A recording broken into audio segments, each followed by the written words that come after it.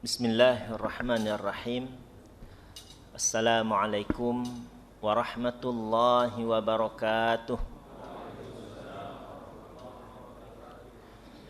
Alhamdulillah, wassalatu wassalamu ala rasulillah wa ala alihi wa ashabihi wa man walah. Subhanaka la ilma lana illa ma 'allamtana innaka antal alimul hakim. Allahumma 'allimna ma yanfa'una wanfa'na bima 'allamtana wa zidna 'ilman nafi'an ya rabbal alamin. Allahumma faqihna fid din wa 'allimna ta'wil waj'alna min 'ibadika salihin.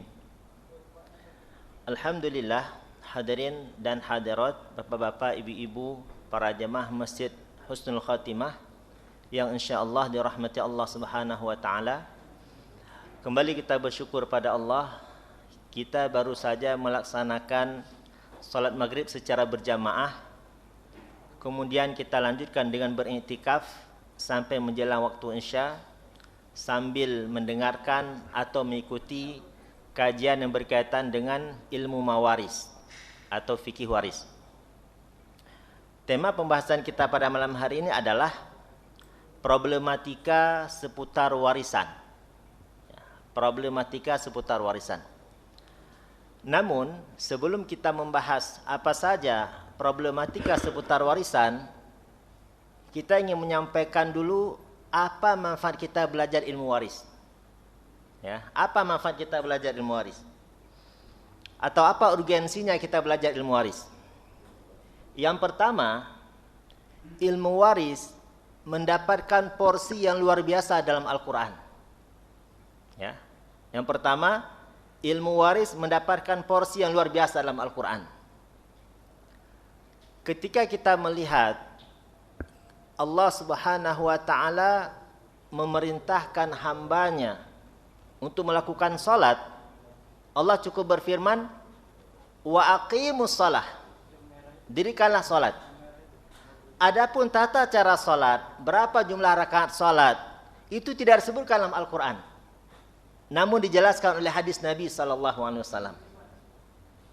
Begitu juga halnya ketika Allah memerintahkan hambanya untuk berpuasa, Allah cukup berfirman, ya ayyuhalladzina amanu kutiba alaikumusiyam kama kutiba alal ladzina min qablikum. Wahai orang-orang beriman, diwajibkan pada kalian berpuasa sebagaimana diwajibkan pada orang-orang sebelum kalian. Hanya sebatas itu saja perintahnya. Zakat juga demikian. Wa atuz zakah, keluarkanlah zakat. Haji juga demikian. Ya. Namun hal ini berbeda. Namun hal ini berbeda ketika Allah Subhanahu wa taala memerintahkan hambanya untuk membagi harta warisan sesuai aturan waris. Allah menjelaskan secara terperinci. Nanti Bapak Ibu bisa buka surah An-Nisa ayat 11, 12, 13 dan 14. Di ayat 11 dan 12 Allah menyebutkan siapa saja ahli waris dan berapa bagiannya. Di ayat yang ke-13 Allah memberikan apresiasi bagi hamba-hambanya.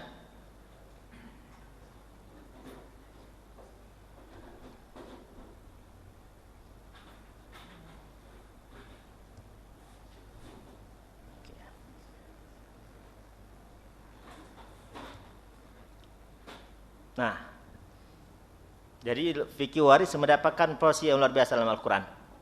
Ketika Allah memerintahkan hambanya untuk membagi warisan sesuai aturan waris, Allah jelaskan secara terperinci. Mulai dari surah An-Nisa ayat 11, 12, 13 dan 14. Ayat 11 dan 12 Allah menyebutkan siapa saja ahli waris dan berapa bagiannya. Ayat yang ke-13 Allah memberikan apresiasi bagi hamba-hambanya yang membagi harta warisan sesuai aturan waris dengan janji surga. Pada ayat yang ke-14 Allah mulai mengancam. Allah mulai mengancam hamba-hambanya yang tidak membagi waris sesuai aturan waris. Nanti akan kita lihat ayatnya. Nah, ini alasan yang pertama kenapa kita harus belajar ilmu waris.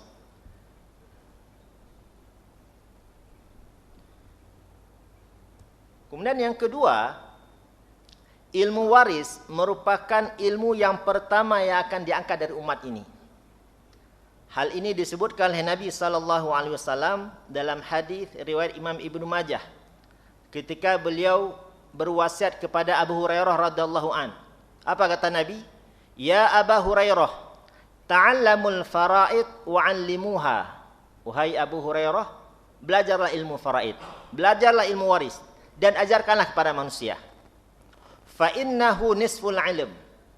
Karena sesungguhnya ilmu waris itu setengah dari keilmuan. Wa huwa yunsa, dan dia ilmu yang mudah terlupakan. Dulu ketika saya masih duduk di bangku kuliah di Lipia, ada salah satu dosen saya dari Saudi, Dr. Adil. Beliau mengatakan, ilmu faraid, ilmu syahr, kata beliau. Ilmu faraid itu, ilmu waris itu ilmu sebulan. Sebulan bisa kita lancarkan, sebulan bisa kita kuasai, bulan depan lupa. Ya, bulan depan lupa. Dan itu benar. Ya, ilmu sebulan. Dan Nabi sendiri menyebutkan wahwa yunsa, ini ilmu yang mudah terlupakan. Wahwa awwalu syai'in yunza'u min ummati. Dan ilmu waris ini ilmu yang pertama sekali dicabut dari umatku. Maka ilmu yang pertama nanti diangkat dari umat ini adalah ilmu waris. Ilmu waris. Ini alasan yang kedua. Kemudian alasan yang ketiga, kenapa kita harus belajar ilmu waris? Ilmu waris semakin hari semakin langka. Ya, semakin hari semakin langka. Dan ini juga pesan Nabi kepada Ibnu Mas'ud radhiyallahu an. Nabi bersabda, "Ta'allamul faraid wa 'allimuhan nas." Wahai Ibnu Mas'ud, belajarlah ilmu faraid dan ajarkanlah kepada manusia. Fa inni mar'un maqbud, kata Nabi. Aku ini manusia biasa yang suatu saat nanti akan meninggal dunia. Wal ilmu sayanqus, dan keilmuan itu semakin hari semakin berkurang. Wa tadhharul fitan, akan tersebar, akan muncul berbagai macam fitnah. Nah, poin yang terakhir nih yang Nabi ucapkan. Hatta yakhtalifa ithnani fil faridah la yajidani ahadan yafsilu bainahuma. Sampai akan datang suatu masa ada dua keluarga adik kakak yang berselisih dalam ilmu waris. Namun satu kampung tersebut, satu daerah tersebut tidak ada yang bisa menyelesaikannya. Saking langkanya ilmu waris.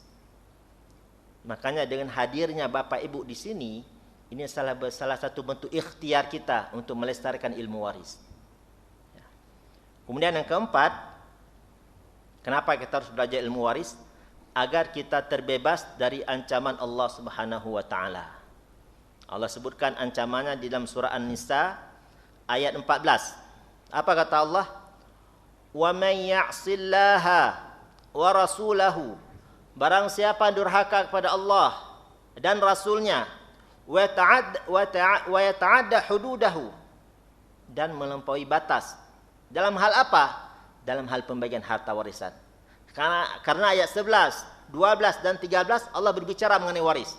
Ayat yang ke-14 Allah mengancam orang-orang yang membagi harta warisan tidak sesuai aturan waris. Apa ancamannya? 3 in 1, Pak. 3 ancaman dalam satu ayat. Yang pertama kata Allah, yudkhilhu naran, Allah akan masukkan orang tersebut dalam neraka. Khalidan fiha, kekal di dalamnya. Walahu adzabun muhin, dan baginya azab yang hina. Walaupun nanti ulama menyebutkan maksud kekal di neraka adalah tulul muks, lamanya berada di neraka. Karena seorang beriman, orang yang bertauhid, sekecil apapun imannya tetap dia akan keluar di neraka. Nah, cuma maksud kekal di neraka, lamanya di neraka. Ya. Ini ancamannya. Kemudian berikutnya, kenapa kita harus belajar ilmu waris? Nah, ini poin yang terakhir yang paling penting ya. Agar kita terhindar dari penyimpangan-penyimpangan yang sering terjadi dalam pembagian harta warisan. Kalau kita nggak pernah tahu ilmu waris, kita nggak tahu apa penyimpangannya. Sehingga kita bisa terjumus dalam penyimpangan tersebut. Makanya salah seorang sahabat yang bernama Hudzaifah ibn Yaman, beliau mengatakan, kana nasu yas'aluna Rasulullah sallallahu alaihi wasallam anil khair. Dulu para sahabat itu kalau nanya kepada Nabi hal-hal yang positif. Makanya sering kita temukan hadis, Ya Rasulullah, ayu amali afdal? Wahai Rasulullah, amalan apa yang utama? Ini gaya pertanyaannya sahabat. Ya. Sehingga Nabi menjawab, as-salatu ala waqtiha, salat di awal waktu. Kemudian Hudzaifah mengatakan, wa kuntu as'alahu 'anil syarr. Nah, kalau aku, kata Hudzaifah, berbeda dengan sahabat yang lain. Aku justru tanya kepada Nabi hal-hal yang negatif. Untuk apa? Makhafatan ayyudrikani. Agar saya bisa menjaga diri tidak terjerumus dalam keburukan tersebut. Ya. Makanya dengan kita mengetahui penyimpangan-penyimpangan yang terjadi dalam ilmu waris, kita bisa menjauhkan diri dari penyimpangan tersebut. Di sini sudah saya kumpulkan ada 10 penyimpangan dalam pembagian harta warisan yang sering terjadi di Indonesia. Ya. Jadi malam ini kita mengagnosa penyakit, Pak. Jadi Bapak kalau ke dokter itu langsung diberi obat atau diperiksa dulu? Diperiksa dulu.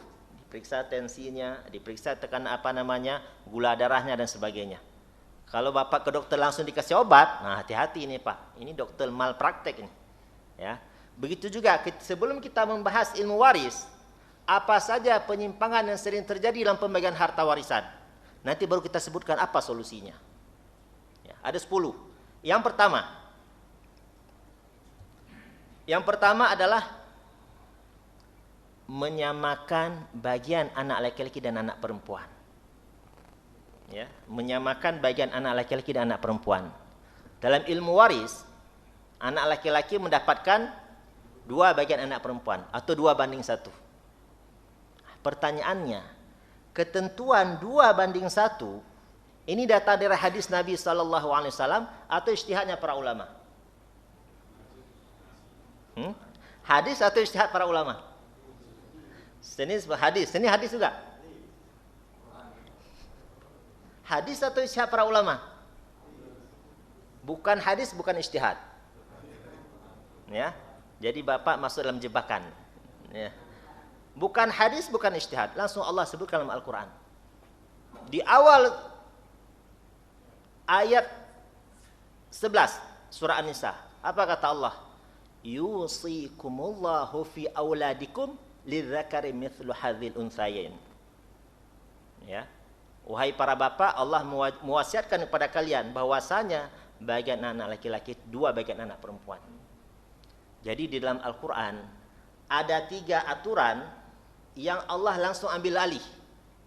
Ada 3 aturan pembagian yang langsung Allah ambil alih, tidak diwakilkan kepada Nabi SAW. Yang pertama apa, Pak? Yang pertama apa? Langsung Allah bagi dalam Al-Quran, tidak diwakilkan kepada Nabi SAW. Yang pertama apa? Waris, sudah kita sebutkan tadi. Yang kedua, ini panti ada door prize-nya nggak nih? Lemes banget jawabnya. Yang pertama ya pembagian harta. Yang pertama waris, yang kedua pembagian rampasan perang. Ya, pembagian rampasan perang, benar. Yang ketiga satu lagi, apa? Hah? Apa? Zakat. Ya, benar. Inilah 3 aturan yang langsung Allah sebutkan Al-Quran. Langsung Allah bagi. Yang pertama waris, yang kedua harta rampasan perang, yang ketiga zakat. Langsung Allah sebutkan siapa mustahik zakat. Tidak diwakilkan kepada Nabi SAW. Ya. Nah, ketentuan 2:1 ini langsung datang dari Al-Quran, bukan dari hadis Nabi SAW, apalagi ijtihadnya para ulama. Ya. Makanya sebagian orang mengatakan itu kan dulu. Nah, sekarang laki-laki bekerja, perempuan bekerja. Sehingga harus dibagi sama rata karena sekarang sudah sama-sama bekerja. Syekh Ali As-Sabuni menulis kitab khusus tentang faraid. Judulnya Fiqhul Mawarith fi Syariatil Islamiyah. Ya. Nah, dalam kitab tersebut beliau menjelaskan apa hikmah Allah memberikan 2 bagian kepada anak laki-laki. Di antaranya kata beliau, anak laki-laki hanya dinafkahi sampai balik. Jadi bapak hanya wajib menafkahi anak laki-laki sampai balik. Artinya kalau dia sudah balik, bapak tidak menafkahinya tidak dosa. Berbeda dengan anak perempuan. anak perempuan itu dinafkahi seumur hidup. Sebelum dia menikah dinafkahi oleh orang tuanya. Setelah dia menikah dinafkahi oleh suaminya. Ketika suaminya meninggal dunia dinafkahi oleh anak laki-lakinya. Jadi perempuan seumur hidup sudah dinafkahi. Jadi laki-laki lebih berat bebannya dibandingkan perempuan. Kemudian yang kedua, laki-laki kalau ingin menikah, maka dia harus kerja keras untuk menyiapkan mahar. Karena laki-laki wajib menyiapkan mahar. Sedangkan perempuan duduk manis menerima mahar. Begitu selesai akad nikah, qabiltu nikahaha bimahrin madhkur. Begitu selesai akad nikah, maka langsung laki-laki punya kewajiban nafkahi perempuan. Sedangkan perempuan menerima nafkah. Sebelum nikah menerima mahar, setelah menikah menerima nafkah. Jadi beban laki-laki lebih berat dibandingkan perempuan. Maka Allah berikan 2 bagian untuk anak laki-laki. Kalau seandainya Allah membagi rata antara anak laki dan anak perempuan, sungguh Allah tidak adil. Masa laki-laki yang paling berat bebannya diberikan sama bagi anak perempuan. Ya. Nah, kalaupun mau dibagi sama rata, maka tunaikan ilmu waris 2:1. Begitu selesai pembagian harta warisan, hukum Allah sudah kita jalankan, baru di antara mereka saling menghibahkan, itu boleh-boleh saja. Walaupun endingnya sama, itu diperbolehkan. Cuma caranya seperti itu tadi. Tunaikan ilmu waris dulu, setelah itu baru akad baru, yaitu saling menghibah di antara mereka. Itu diperbolehkan, karena sudah ada akad baru tadi. Cuma yang terjadi di masyarakat kita enggak. Kadang-kadang justru ibunya yang berpesan. Ya, ibunya yang berpesan, nanti bagi rata anak ya. Kadang-kadang bapaknya yang berwasiat. Ini tidak boleh. Allah punya wasiat, orang tua punya wasiat. Ya, wasiat siapa yang kita kedepankan? Wasiat Allah Subhanahu wa taala. Ini penyimpangan pertama. Penyimpangan yang kedua, membagi harta warisan ketika masih hidup. Ya, membagi harta warisan ketika masih hidup. Syarat pembagian harta warisan adalah wafat dulu orang yang punya harta. Ya. Syarat pembagian harta warisan, wafat dulu orang yang punya harta. Hal ini disebutkan oleh Nabi SAW dalam hadis riwayat Imam Bukhari. Nabi bersabda, "Man taraka malan faliwarathatihi." Barang siapa yang meninggal dunia dan meninggalkan harta, maka hartanya berpindah kepada ahli warisnya. Jadi kalau orang yang punya harta masih hidup, maka tidak ada istilah pembagian harta warisan. Cuma yang terjadi di masyarakat kita adalah ketika orang tua masih hidup, misal orang tua memiliki 3 orang anak. Yang pertama nama anaknya Ibrahim, yang kedua nama anaknya Muhammad, yang ketiga nama anaknya Fatimah. Kemudian bapaknya panggil anak Ibrahim. Bapak punya rumah di samping Masjid Husnul Khatimah. Nanti kalau bapak meninggal dunia, itu rumah yang ada di samping Masjid Husnul Khatimah jadi hak warismu ya. Siap pak. Panggil anak yang kedua Muhammad. Itu bapak punya kebun teh di Bogor.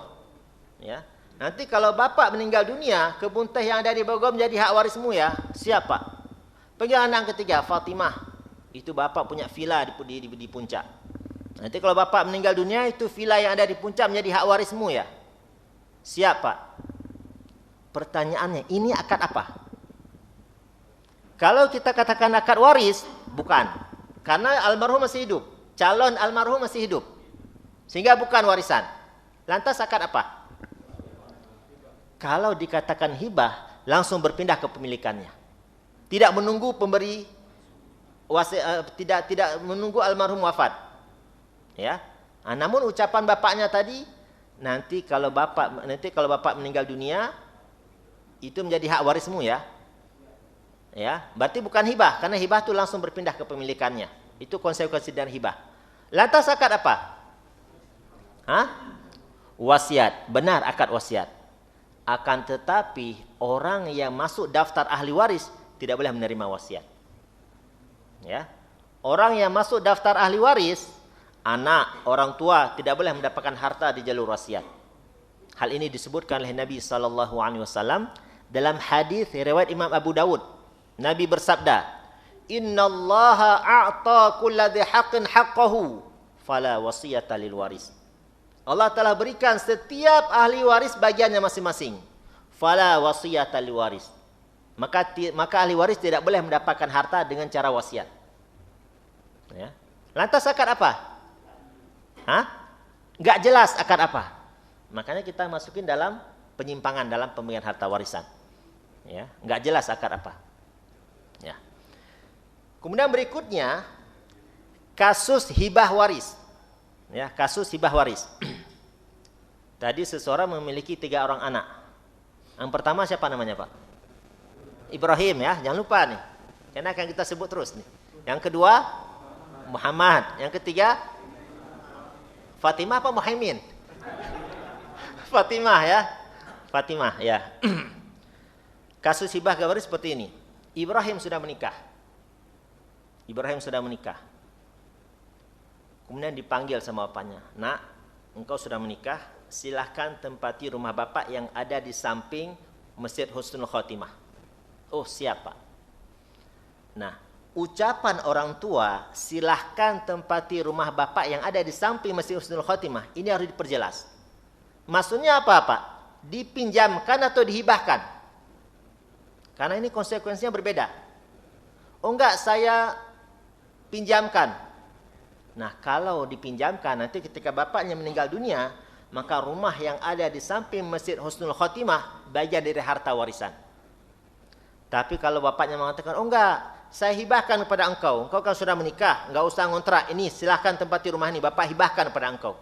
Berarti jelas akadnya. Maka nanti ketika sang bapak meninggal dunia, rumah yang ada di samping Masjid Husnul Khotimah bukan termasuk harta warisan. Di sini belum ada masalah. Yang menjadi masalahnya adalah ketika bapak meninggal dunia. Ya, anak yang pertama sudah mendapatkan harta hibah, sedangkan 2 anak lainnya belum. Ya, maka anak yang belum mendapatkan harta hibah, apakah dia ngomong kepada abangnya, "Bang, abang sudah dapat harta hibah dari bapak, maka abang sudah tidak berhak lagi mendapatkan harta warisan." Di sini menjadi masalahnya. Menggugurkan hak ahli waris. Ya. Jadi tidak ada hubungannya antara warisan dan hibah. Ya. Orang yang telah mendapatkan harta hibah, dia tetap mendapatkan harta warisan. Terlepas orang tua adil ataukah tidak, itu urusan lain. Ya. Walaupun dalam hadis Nabi SAW menyebutkan, "Wattaqullah wa'dilu baina auladikum." Bertakwalah kepada Allah dan berlaku adillah di antara anak-anak kalian. Namun terlepas orang tua adil ataukah tidak, yang jelas hibah tersebut sah dan Ibrahim tetap mendapatkan harta warisan dari pembagian warisan orang tuanya. Nah, di sini menjadi konflik nanti. Ya, makanya saya sering sampaikan kepada para jamaah, kalau bapak cuma punya rumah 2, yang satu ditempati sendiri, yang satu kalau yang satu lagi nggak usah dihibahkan kepada anaknya. Kecuali bapak punya rumah 4, masing-masing anak dihibahkan, itu oke, nggak jadi masalah. Tapi kalau punya 2 rumah, kemudian satu dihibahkan kepada anak yang pertama, ini rawan menjadi konflik nanti. Ya, bahkan dikhawatirkan anak yang tidak mendapatkan harta hibah, dikhawatirkan dia tidak akan mendoakan bapak. Karena dia kecewa dengan bapak ini pilih kasih dan sebagainya. Mending tinggalkan saja untuk harta warisan. Jelas pembagiannya. Ya. Ini penyimpangan yang ketiga. Kemudian penyimpangan yang keempat adalah harta bersama suami istri. Ya, harta bersama suami istri, ya, atau dinamakan dengan harta gono gini. Ya, ada nggak harta gono gini dalam Islam? Ada nggak harta gono gini dalam Islam? Apa dalil nggak ada? Ada salah seorang sahabiah yang bernama Hindun, istri Abu Sufyan. Ya. Ketika Abu Sufyan dan Hindun masuk Islam pada tahun ke-8 Hijriah setelah Fathul Mekah. Ya. Jadi ternyata Abu Sufyan ini meskipun dia tokoh Quraisy, ya, beliau agak sedikit pelit dalam menafkahi keluarga. Sehingga istrinya ini datang kepada Nabi SAW, curhat kepada Nabi SAW. "Wahai Rasulullah, inna Abu Sufyan rajulun syahih," kata Hindun. "Wahai Rasulullah, sesungguhnya Abu Sufyan ini laki-laki yang pelit. La yu'tini ma yakfini wa banik." Jadi Abu Sufyan itu kalau kasih nafkah, itu nggak cukup untuk menafkahiku dan anak-anakku. Kemudian Hindun mengatakan, apakah boleh aku mengambil duit Abu Sufyan tanpa sepengetahuannya? Apa kata Nabi? Khudhi ma yakfiki wa banik.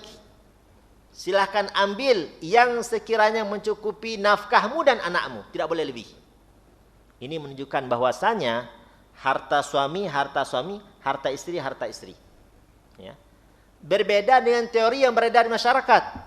Ya. Kalau teori yang beredar di masyarakat, harta istri, harta suami, harta istri. Ya. Ini yang repotnya nih. Ya. Sehingga istri menjadi penguasa mutlak harta suaminya. Nah, ini keliru. Ya. Ini keliru. Yang benarnya adalah harta suami, harta istri. Akan tetapi suami punya kewajiban untuk menafkahi istrinya. Ya. Makanya kalau istri mengambil harta suami melebihi nafkah, itu mesti izin kepada suami. Ya. Kecuali kalau bapak ibu sama-sama berpenghasilan. Ya. Punya usaha nih dibangun bersama, modalnya pun sama-sama. Itu baru dibagi dua nanti. Ya. Ketika tidak tahu berapa persentase masing-masing, baru dibagi dua. Karena ada terlibat, ada kontribusi harta istri di situ, baru dibagi dua. Tapi hukum asalnya harus jelas, ya. Jadi ketika suami istri mau buat usaha tertentu harus jelas berapa modal suami, berapa modal istri. Nanti berapa dibagi keuntungan, itu harus jelas hukum asalnya. Tapi ketika itu tidak jelas, biasanya kita itu kalau bangun rumah, ya, ini tanah punya istri. Nanti yang bangun pondasi suami. Yang beli batu bata istri, yang beli genteng suami, yang bayar tukang istri. Sehingga ketika rumah itu jadi, nggak tahu berapa persentase harta suami di situ, berapa persentase harta istri. Ya, sehingga ketika salah satu meninggal dunia, ya mau nggak mau dibagi dua, ya karena semua ada kontribusi harta di situ. Ya. Ini yang keempat. Kemudian yang kelima adalah harta almarhum dikuasai istri. Ya, ini beranjak dari teori tadi. Ya, harta istri, harta suami, harta istri. Nah, ini keliru, ya. Harta almarhum dikuasai istri. Ya, harta almarhum dikuasai istri. Ini terjadi, Pak, di pasar Minggu. Ya, ada salah seorang jamaah konsultasi. Beliau mengatakan, "Ustaz, saya punya ipar, ya, yang suaminya meninggal dunia. Namun istrinya ini tidak sedikit pun memberikan harta warisan suami kepada orang tuanya. Ya. Bahkan ketika orang tua bertanya, bagaimana mengenai harta warisan si fulan anaknya? Apa kata istrinya? Kalau ibu nanya harta warisan, kita putus saudara. Sampai segitunya. Padahal orang tua itu bagian dari ahli waris inti. Orang tua bagian dari ahli waris inti. Jadi di Indonesia ada 3 hukum waris. Yang pertama ada hukum waris positif. Ini warisan Belanda tuh. Di situ orang tua bukan ahli waris. Ya. Yang kedua ada KHI. Ya, KHI agak lumayan lah. Walaupun ada beberapa pasal yang bermasalah. Nanti kita akan sebutkan pasal-pasal apa saja dalam KHI yang tidak sesuai dengan hukum waris. Yang ketiga baru hukum waris Islam. Ya, ada 3. Nah, padahal orang tua itu termasuk ahli waris inti. Ada 6 ahli waris inti, Pak, yang tidak mungkin terhijab untuk selamanya. Pasti dia mendapatkan harta warisan. Ya, ini perlu Bapak Ibu ingat, ya. Yang pertama, Bapak almarhum, ini ahli waris inti. Ya. Yang kedua, Ibu almarhum. Ya. Yang ketiga, suami. Yang keempat, istri. Yang kelima anak laki-laki, dan yang keenam anak perempuan. Ini ahli waris inti. Asalkan mereka ada, pasti dapat. Tidak pernah terhijab selamanya. Jadi kalau kita berbicara total ahli waris, itu semuanya ada 25, Pak. Total ahli waris semua ada 25. Cuma tidak semua ahli waris dapat. Jadi kalau ada anak laki-laki, maka harta tidak keluar dari 6 orang ini. Jadi kalau bapak punya anak laki-laki, aman itu Pak hartanya. Aman tuh hartanya. Kalau ada anak laki-laki, aman hartanya. Karena anak laki-laki ini orang yang paling kuat, ahli waris yang paling kuat, menghalangi ahli waris lain untuk masuk ke ring pertama. Jadi kalau bapak punya anak laki-laki, aman ini. Harta ini aman, hanya berputar pada 6 orang ini saja. Nah, kalau bapak nggak punya anak laki-laki, gimana solusinya? Hah? Produksi lagi. Ya. Sampai dapat anak laki-laki. Ya, kalau dapat anak laki-laki itu aman. Ya. Ya. Tuh. Oke, sampai sini ada pertanyaan, Pak? Ya, saya lihat Bapak udah mulai mau bertanya. Coba silakan, Pak. Ini bentar lagi dah azan ya. Kalau kita lanjutkan pun nggak cukup. Ya, memang satu materi ini biasanya untuk 2 pertemuan. Ya. Oke, silakan, Pak. Ya, ada pertanyaan silakan.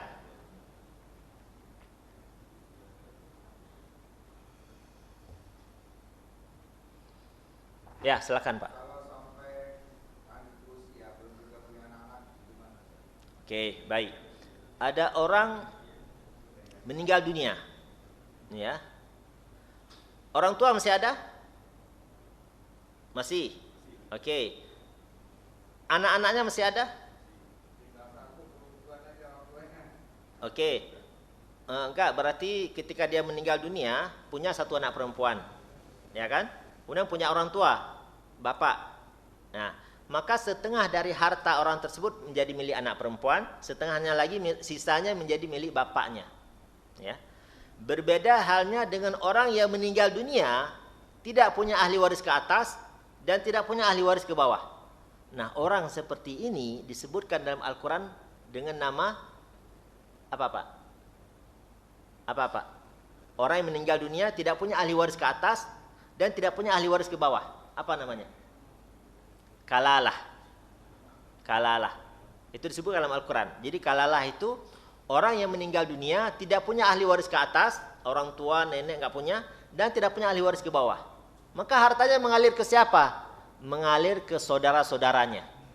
Ya, mengalir ke saudara-saudaranya. Ya. Oke, berikutnya silakan, Pak.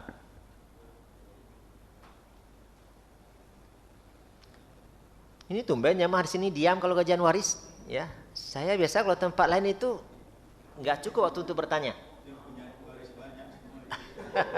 Kata Pak Heru itu yang punya waris banyak. Ya, ya silakan. Ah.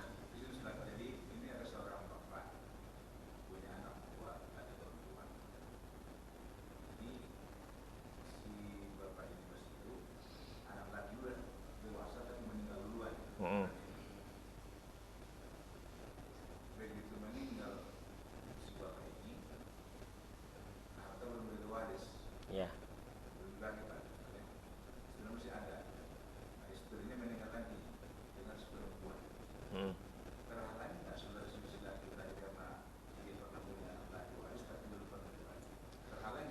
Oke, gini. Oke, baik. Yang dinamakan ahli waris adalah, nah ini penting, Pak ya. Yang dinamakan ahli waris adalah orang yang hidup ketika almarhum wafat. Bukan hanya orang yang hidup ketika pembagian harta warisan. Nah, ini butuh pelan-pelan nih.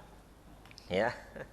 Ahli waris adalah orang yang hidup ketika almarhum wafat. Bukan hanya orang yang hidup ketika pembagian harta warisan.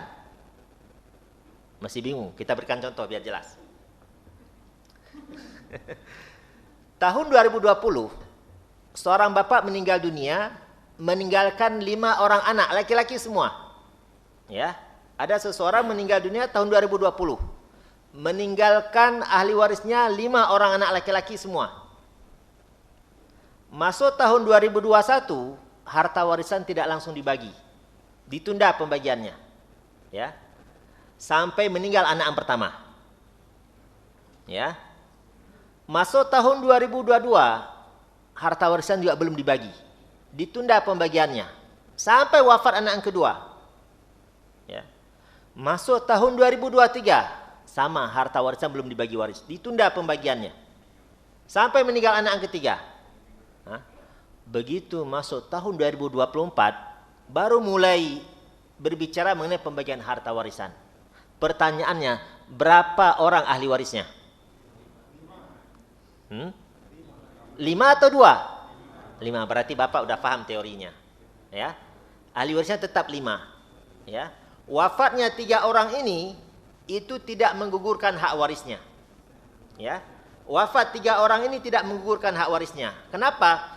Karena ketika orang tuanya meninggal dunia, ini masih hidup, udah jadi ahli waris. Ya, karena ditunda pembagian harta warisan ya sampai mereka meninggal dunia. Sehingga wafatnya mereka tidak menggugurkan hak warisnya. Kalau mereka punya anak istri, maka diberikan kepada anak istri mereka sebagai ahli warisnya. Ya. Itu. Jelas, Pak ya? Masih ragu? Yang sebelah mananya ragu? Jadi kan karena memang tinggal satu anaknya banyak perempuan saja. Maksudnya itu apakah memang kan bisa itu kan sesaudara laki-laki dari yang meninggal Ustaz ya. Ini kan memang hartanya nggak dibagi-bagi terus itu Ustaz. Iya. Istrinya pun nggak dibagi saat waktu meninggal suaminya. Jadi ketika suami meninggal dunia dia masih punya anak laki-laki. Nah, udah itu. Nah, itu wajib, itu harus tahu itu duluan siapa meninggal dunia, karena akan berpengaruh dalam pembagian harta warisan. Duluan meninggal anak laki-laki baru bapaknya.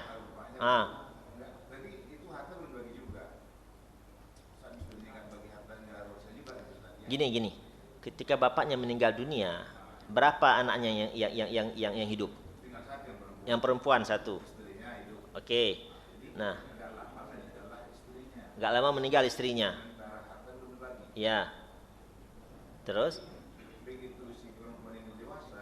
Minta pembagian warisan. Oke, nah berarti anaknya perempuan ini, jadi itu namanya pembagian warisan berlapis. Jadi ketika bapaknya meninggal dunia, ahli warisnya kan istri sama anak perempuan. Ya, sama saudara almarhum kan nggak punya anak laki-laki. Ya. Maka ngambil ambil bagian untuk istri almarhum, ambil bagian untuk anak perempuan, sisanya untuk saudara almarhum. Udah. Nah, ketika istri almarhum meninggal dunia, maka harta warisan istrinya ini dibagi lagi untuk anak perempuan dan untuk saudara almarhum. Untuk saudara dari istri almarhum. Ya. Paham, Pak? Ini ini pertanyaan Bapak tanya itu materi kelima nanti, Pak. Ya, kita baru mengagnosa penyakitnya dulu. Ya, nanti ini kita belum menyebutkan berapa bagian ahli warisnya. Ya, nanti pertemuan kelima ada tentang masalah luar tadi kan bapaknya meninggal. Ya. Dia punya anak 5, diberikan tetap ahli waris. Ya. Walaupun telah dibagi warisnya. Saya pernah Ustaz baca buku tafsir. Al-Azhar yang dikarang oleh Buya. Jadi itu tidak bisa hilang Ustaz. Walaupun misalnya kan si anak sudah meninggal, tapi dia sudah nikah. Anak dia 5 nih. 5 sudah menikah. Tiba-tiba si anak lainnya semua punya anak juga. Meninggallah si kakek ini. Jadi walaupun kata sudah meninggal si anak ini, tetap cucunya tetap berkewajiban karena tidak bisa kami hapus daripada saudara. Gini, itu namanya ahli waris pengganti. Itu salah satu pasal yang bermasalah dalam ilmu dalam KHI. Yang Bapak tanyakan tadi itu salah satu pasal yang bermasalah dalam KHI. Adanya istilah ahli waris pengganti. Nanti kita ada poin yang ke-10 dia nih. Ya, enggak lama, enggak tahu nih, tergantung Pak Andi. Kapan lagi saya diundang ke sini, berarti enggak lama. Ya, oh ini Pak Andi sebelah sini udah beliau. Ya, terlalu cepat nih pertanyaan. Ya.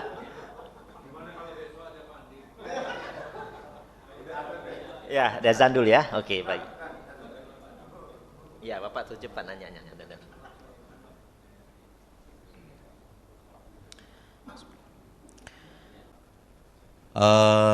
Punya dua bidang tanah. Nah, yang satu tanah itu sudah sejak lama itu sertifikat untuk anak pertama. Nah ini tanpa sepengetahuan 3 anak yang kedua sampai ke 4. Nah, setelah orang tua meninggal itu, anak kedua sampai ke 4 itu meminta bagian dari tanah yang ini, gitu. Nah di situ tanahnya memang di sertifikatnya tertulis hibah buat si anak pertama. Nah, apakah permintaan dari kedua sampai keempat anak ini bisa bisa diimplementasikan atau seperti apa, Tad? Ya, sebagian ulama berpendapat demikian. Jadi ketika ada satu anak mendapatkan harta hibah, sedangkan anak yang lain tidak, maka harta hibah yang dia dapatkan itu dibagi rata dan anak-anak yang lain. Ya, sebagian ulama mengatakan demikian. Nah, nanti pembagian harta warisan. Gitu. Ya. Nah, cuman itu biasanya berat. Ya, biasanya dia sudah merasa memiliki sertifikat atas nama dia, itu berat ya untuk dia berikan pada saudara-saudaranya yang lain. Nah, seharusnya begitu tadi. Ketika dia sudah mendapatkan hibah, adik-adiknya belum dapat hibah, ya. Maka yang sudah dihibahkan kepada dia itu dibagi rata dengan adik-adiknya. Minimal dia bayar kompensasi untuk mereka. Kalau dia sudah merasa nyaman di rumah tersebut, ya sudah dia bayar kompensasi untuk adik-adiknya. Baru nanti pembagian harta warisan, sehingga kakaknya ini tetap mendapatkan hak dari harta warisan orang tuanya. Gitu. Ya. Oke, belakang. Kasih ke belakang mic-nya, Pak. Nah, ya. Misalkan dia tidak setuju membagikan ke yang adik-adiknya, apa dia berdosa? Nah, ini kan masalah khilafiyah ya.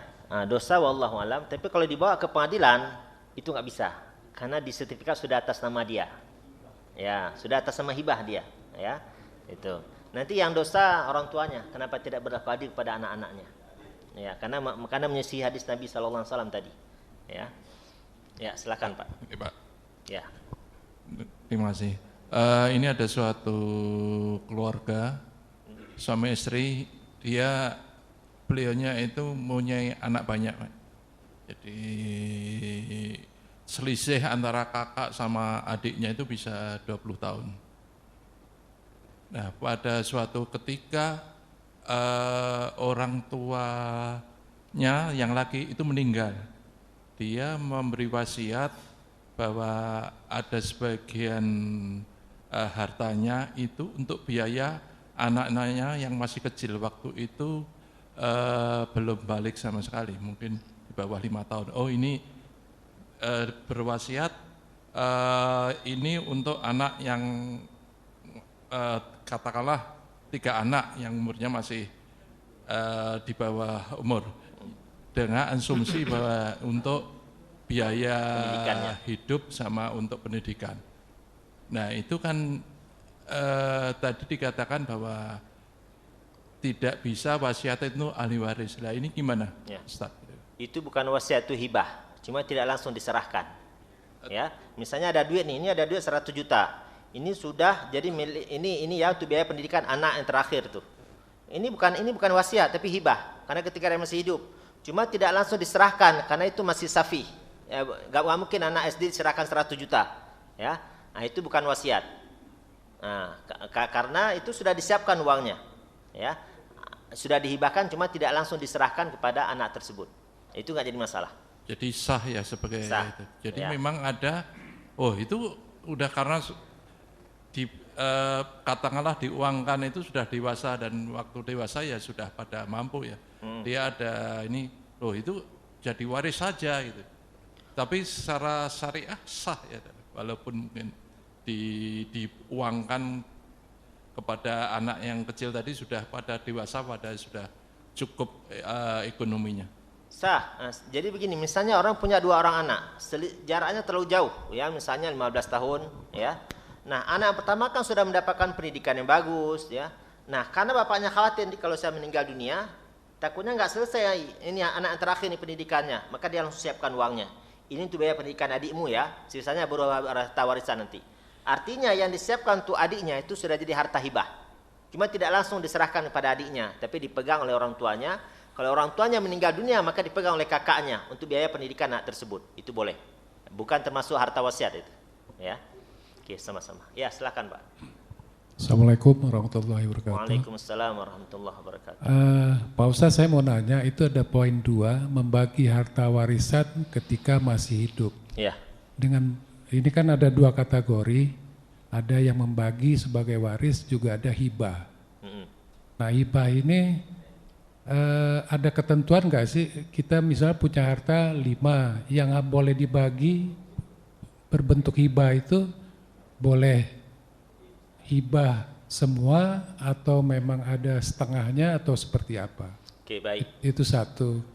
Kedua, tadi ada, Atau gini Pak, kita jawab satu-satu dulu biar nggak lupa jawab pertanyaan nanti. Nah, jadi sebenarnya setelah pertemuan ketiga nanti itu ada materi tentang perbedaan antara warisan, wasiat dan hibah. Itu sudah ada tabelnya. Ya, cuma Bapak nanya malam ini, saya jawab sekilas saja sesuai pertanyaannya. Jadi kalau hibah kepada ahli waris itu boleh semuanya. Ya, kalau hibah kepada ahli waris boleh semuanya. Tapi hibah kepada selain ahli waris sama dengan hukum wasiat, maksimal 1/3. Ya, ini jawaban singkatnya. Nanti sudah ada tabelnya, sudah saya buat tabelnya. Ya, Bapak hibah kepada anak nih, Bapak semua harta Bapak hibahkan untuk anak. Nanti Bapak tinggal untuk hanya sedikit untuk sendiri, itu diperbolehkan karena mereka memang ahli warisnya. Tapi kalau hibahkan kepada selain ahli waris itu maksimal 1/3 sebagaimana hukum wasiat. Ya. Oke. Ya, berikutnya. terima kasih Pak Ustadz. Ya, sama-sama. Pertanyaan kedua, Yang kedua tadi ada 6 ahli waris inti. ahli waris inti, itu saya agak terlewat tadi. Oke, yang pertama Bapak almarhum. Jadi kalau kita sebutkan Bapak, itu hubungannya dengan almarhum ya. Nah, karena soalnya ada orang bertanya, Pak Ustadz, ada Bapak meninggal dunia, ya. Ada Bapak meninggal dunia, meninggalkan ibu. Ibu ini siapa maksud? Istri almarhum, ya. Jadi Bapak meninggal, jadi seseorang meninggalnya meninggalkan istri. Ya, karena kadang-kadang ketika orang menyebutkan ahli waris, dia menyebutkan sebagaimana hari-hari dia sebutkan untuk orang tersebut. Nah, ini keliru. Kalau kita sebutkan Bapak, maksudnya Bapak almarhum, ya. Semua hubungannya dengan almarhum. Yang pertama Bapak almarhum. Yang kedua Ibu almarhum, ya. Yang ketiga suami. Yang keempat istri. Yang kelima anak laki-laki. Yang keenam anak perempuan. Ini 6 ahli waris inti ini. Kalau Bapak punya 1 anak laki-laki, maka harta tidak keluar dari 6 orang ini, berputar di 6 orang ini aja. Ya. Oke. Ya, silakan berikutnya.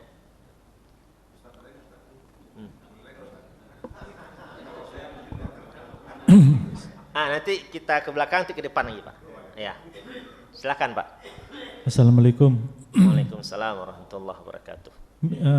Mau tanya satu pertanyaan aja Ustadz. Jadi misalnya ada yang punya istri 2. Masya Allah. Ini saya minum dulu nih. Tapi istri kedua itu nikah siri Ustadz. Nah kemudian punya 2 anak. Itu 2 anak itu bisa nggak kita dapat warisan? Demikian. Makasih Ustadz. Oke, pertanyaannya, itu istri siri sah ataukah tidak? Ya. Kalau sah, berarti dia bagian dari ahli waris. Ya. Jadi istri sebenarnya antara istri resmi dan istri siri itu sama-sama sah di mata agama. Ya. Nah, sehingga kalau kita meninggal dunia, istri yang resmi dapat warisan, istri yang siri juga dapat warisan. Ya. Bagian mereka 1/8 jika punya anak. Nah, pertanyaannya, setiap istri dapat 1/8 atau 1/8 bagi 2? 1/8 bagi 2. Kalau istri ada 4, 1/8 bagi 4. Ya. Inilah yang membuat para istri nggak mau dipoligami. Ya. Ya, jadi bagi warisannya. Nah, cuma yang menjadi masalahnya nanti Pak, kita nikah istri pertama resmi, istri yang kedua siri. Kan biasanya nggak cocok nih, nggak akur ya. Yang menjadi masalahnya adalah ketika kita meninggal dunia, kemudian istri yang siri minta harta warisan, sedangkan istri yang resmi dia tuntut gugat ke pengadilan agama. Maka yang dimenangkan istri yang resmi, yang ada buku nikah. Ya, hanya itu yang mendapatkan warisan. Akan tetapi istri yang menggugat ke pengadilan agama, yang membawa perkara ini ke pengadilan agama, dia akan menanggung dosanya. Karena dia berusaha menghilangkan hak ahli waris. Ya, itu dia berdosa berusaha menghilangkan hak ahli waris. Itu. Nah, makanya jadi hakim ngeri-ngeri sedap nih ya. Ya. Saya pernah mau melamar menjadi hakim agama. Saya konsultasi dengan guru saya dari Damaskus, Suriah. Beliau tidak melarang dan tidak menganjurkan. Beliau hanya menyampaikan hadis Nabi SAW. Ya, hakim itu sebelah kakinya berada di surga, sebelah lagi berada di neraka. Itu aja kata beliau. Saya langsung paham mas beliau. Akhirnya beliau, kamu fokus saja mengajarkan umat agama ini. Udah, akhirnya nggak jadi saya daftar menjadi hakim. Ya. Nah, ya itu. Nah, jadi kembali tadi, jadi kalau istrinya ada resmi, ada yang siri, ya, maka kasus ini tidak usah dibawa ke pengadilan agama. Mereka bagi sesuai aturan agama. Karena kalau dibawa ke pengadilan agama, maka istri itu yang tidak punya buku nikah, itu akan dihilangkan hak warisnya oleh para hakim. Ya. Nah, siapa nanggung dosa? Istri yang pertama, istri yang melapor. Dialah yang menanggung dosa karena berusaha menghilangkan hak ahli waris. Ya. Hah?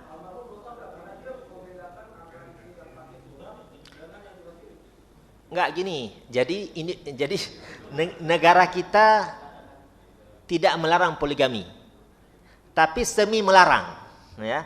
Karena dengan persyaratan ada izin istri yang pertama. Ya, jadi saya pernah ikut seminar, yang ngisi profesor dari UIN. Nah, beliau mengatakan Indonesia pemerintah tidak melarang poligami, cuma dengan syarat ada izin istri pertama. Nah, ini sama aja melarang, ya. Itu. Ya. Ya, silakan, Pak. Ayah meninggal punya anak 3 laki-laki. Nah, tinggallah di rumah itu anak paling kecil, berkeluarga. 4 tahun kemudian harta itu dibagi. Tapi yang 2 itu kamu tidak bisa berkata karena kamu sudah tinggal 3 tahun di rumah ini. Kamu tidak bisa apa? Kita bertiga tidak bisa bergerakkan. Karena kamu sudah tinggal 3 tahun. Potong aja mengatakan 3 tahun dari orang begitu. Dianggap kontrak. Saya juga bingung atas mereka Ustaz. Karena bukan saya sendiri.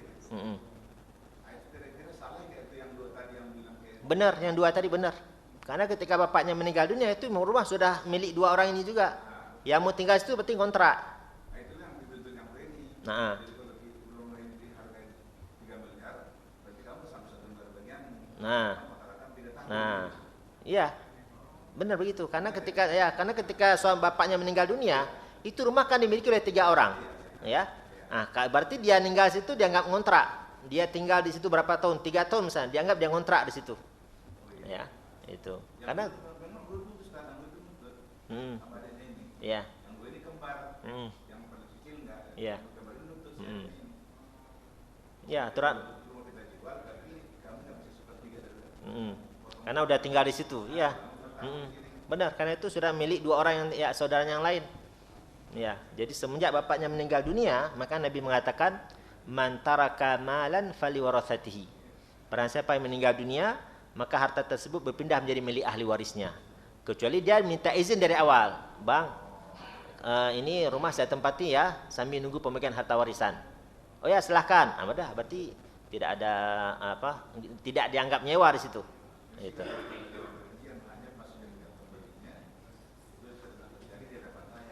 Ya, itu.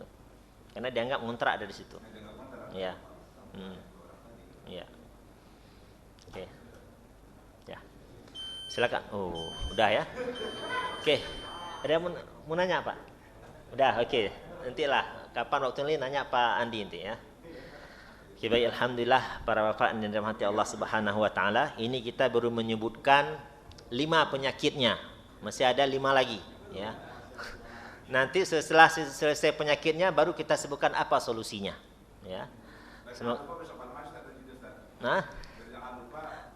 Nah, itu Bapak mengusulkan ke Pak Ketua DKM-nya, ya. Ya. Oke. Wallahu a'lam bishawab. Subhanakallahumma bihamdika asyhadu an la ilaha illa anta astaghfiruka wa atubu ilaik. Wassalamualaikum warahmatullahi wabarakatuh.